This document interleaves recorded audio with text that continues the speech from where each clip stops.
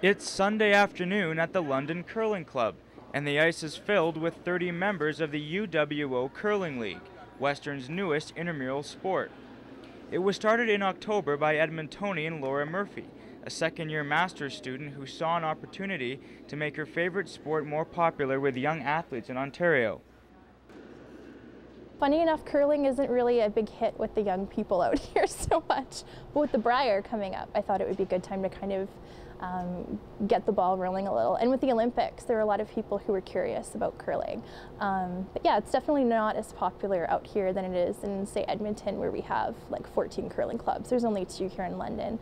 But yeah, it's slowly growing, and it's nice, I guess, to kind of bring that sense of pride in curling out here too.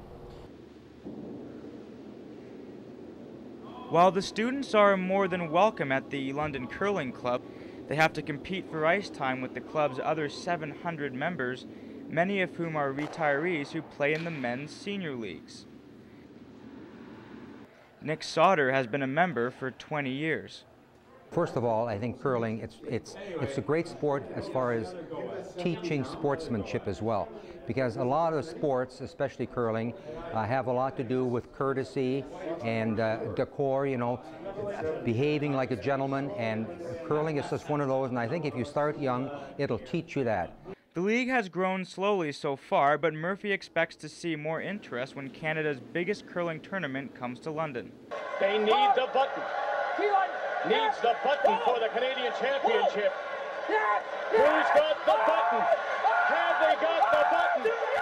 The 2011 Men's Curling Championship, the Tim Hortons Brier, will be held at the John Labatt Centre in March. Organizers are expecting to sell as many as 250,000 tickets.